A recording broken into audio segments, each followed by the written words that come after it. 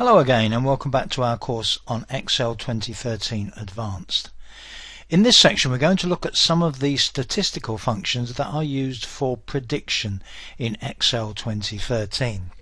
And I'm going to use a very straightforward example to demonstrate this prediction, which we usually refer to as regression.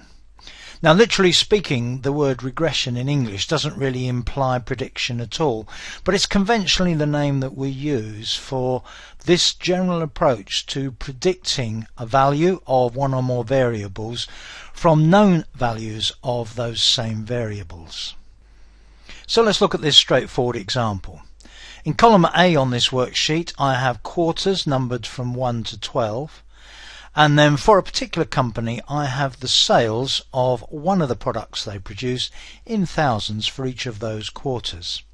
For quarter 1 the sales 92,000, quarter 2 94,000 and so on. Now you can see there is a general trend, a general tendency upwards in those sales. And we could of course draw a graph of this, we could do various sorts of analysis of how these sales are going. What we're going to do is to use straightforward regression to predict the sales in quarter 13. And of course using the same principle we could predict the sales further ahead if we wanted to. Now before I show you how to predict the sales for quarter 13, I'd like to talk to you about independent and dependent variables. Time generally is an independent variable. It isn't the only independent variable, but it's a very important one. By independent it means it isn't going to vary in some unpredictable way depending on something else. It's completely independent. Time goes ahead according to a fixed pattern that we measure using one of the systems that we have, such as measuring in days or weeks or months or years. And it's independent. We're not trying to work out what might happen to time. We know what's going to happen to time. On the other hand, with sales we're sure are going to vary. Now, based on the model we're looking at here, our suspicion is that sales increase over time. And the figures we've got there suggest that that's true. But sales may depend on other things as well. So, for instance, let's suppose that we introduced another variable. Let me just insert another column in here. And let's suppose that I introduced another variable of rainfall. And let's suppose that these sales relate to umbrellas. We might find that if the rainfall in inches, say for each of these quarters, if we plotted that, we would find that generally speaking the sales of umbrellas were more when there was more rainfall and less when there was less rainfall. Now we can't control the rainfall, it's another independent variable. But sales may depend on rainfall and time. So although we might find a general tendency upwards, we may also find that we always sell more umbrellas when the rainfall is high than we do when the rainfall is low. Now if we built that sort of model, we'd be talking about one dependent variable and two independent variables. So this one dependent variable might depend on two independent variables. Now this is what we call multivariable or multivariate regression, and in this section I'm not going to look at multivariate. I'm only going to look at one dependent variable and one independent variable. But in a more general sense, when you're dealing with regression, you may have more than one independent variable and more than one dependent variable. The next thing I'd like to talk about is what sort of pattern this dependence has. What I've done here is to draw a straightforward little graph showing sales against quarters, and as you can see there is a general tendency upwards. It's not quite a straight line, but it's more or less a linear kind of growth. With Excel 2013, not only can you predict the value of a dependent variable using regression methods, but you can do that with a number of different assumptions about how that dependence might work. Now again, I'm not going to go into all those different types. I'm only going to look at what's called linear regression in this section, which is straight line regression, where we're assuming that the relationship between a dependent variable and an independent variable is a linear relationship.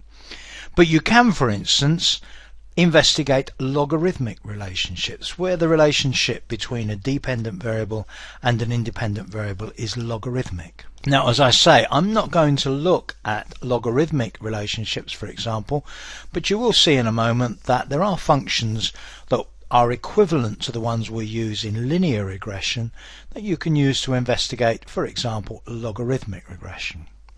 It's also possible to build up more complex dependencies and deal with more complex relationships using a combination of the various functions available in Excel 2013. So what we're going to do here is to assume that the relationship between sales and between time is a linear relationship, and we're going to predict using regression on that basis. Now, one thing I should point out to you is that as part of doing this, we are also going to evaluate how strong the linear relationship between x and y is. So even though we're making an assumption about a linear relationship, as part of investigating this, we're going to decide how good that assumption is. Now, back to your schoolboy, schoolgirl mathematics, math, then the relationship for straight line is y equals mx plus c, and we have two functions in Excel that will tell us what m, the gradient of the straight line, and c, the intercept of the straight line, are. Now for m, the gradient, the function that we use is the function slope, and the slope function just needs a list of known y's and a list of known x's. Now I could of course define a name to do this, or I can just select using the mouse. So there are my known y's. Then, having typed a comma to indicate that I'm moving on to the second argument, I can select my known x's. And there are my known x's. Close the bracket, tick. And I'm told that the m value that I want, the gradient of this line, is 2.923. You'll quite often see this warning. Unfortunately, sometimes on this course you'll miss a bit of the wording because of the way I have to record the course, but I'll read the bit you can't see. The formula in this cell refers to a range that has additional numbers adjacent to it. It's really warning me here about the 13 that I haven't used, but that's fine. Now we calculate the intercept on the line, the c value, and the function we need to use for the c function is the intercept function. So intercept function also takes as its arguments the known y's and the known x's. So I'll use exactly the same approach that I used last time. I even get the same warning, and my intercept is 89.33, and that basically now gives me the two parameters I need for my straight line relationship between sales and quarter. What I can now do is to use this straight line relationship to predict the values of sales for some coming quarters. So let me put a few more quarters in here. And now in the y column I'm going to put in the formula. So it is equals mx plus c. Well, m is E5. I'm going to need to make that absolute. It's probably best to put both in absolute because I'm not going to vary either. Times the x value for B15 will be A15, and plus c, the intercept, is E6. Again, I'll put in there the absolute cell reference, and what I get is 127.333. Now what I'm going to do is to fill that formula down, and then I'm going to format cells, let's say have no decimal places in a number format, and just deal with whole numbers. So there we are. There are my predicted sales figures based on what's happened so far. Now I mentioned a little while ago that this work that we've done so far relies on this assumption of a linear relationship between sales and quarter. And in the next section we're going to look at how to calculate how likely that it is that that is a linear relationship.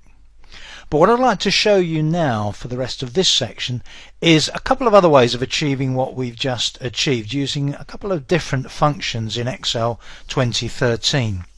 And the first of those functions is the forecast function. And you use the forecast function to predict a value for just one value of X. So supposing I wanted to predict the value of sales where X is 18, so for quarter 18. So I'm going to put in this cell here, B20, a formula including the forecast function. So it's going to be equals forecast, and the forecast function takes three arguments. First of all, the value of X you want to forecast for, which will be A20. The known Y's that I can specify using selection as before, and the known X's, again select those as before, tick, and the forecast value, same as we had before, 142. Now we're going to look at another approach at predicting these values, and we're going to use for the first time on this course what's called an array function. This is a function in Excel where we actually generate a whole array of output values of a function all in one go.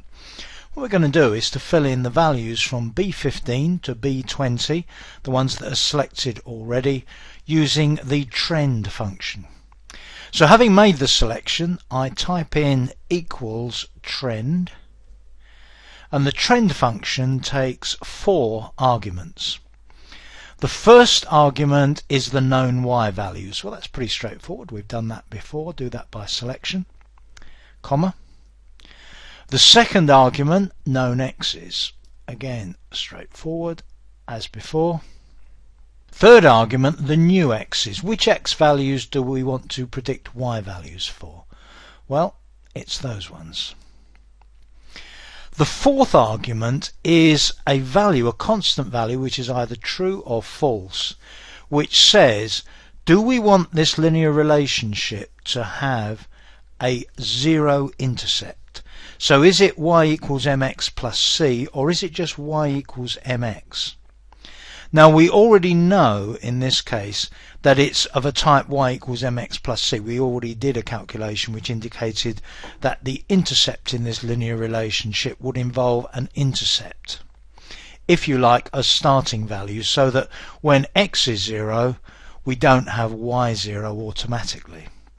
Now in that case we can omit the last argument. If you wanted to force it to be a relationship of the type y equals mx, you would not omit the last argument. So having put in all the values we need to, we don't just tick or press enter.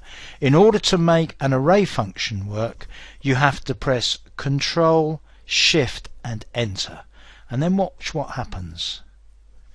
With Control, Shift and enter, you get all of the values calculated in one go for the unknown or new y's, and you shouldn't be surprised to learn that we get exactly the same values that we got when we did the calculation using multiple uses of the linear relationship earlier in this section. So there you are. In this section you've seen a few ways of predicting values on the basis of linear regression, and you've also seen an example of an array function. In the next section we're going to use the even more powerful array function linest, and that will also enable us to see how strong the relationship is between an independent and a dependent variable. That's the next section. I'll see you then.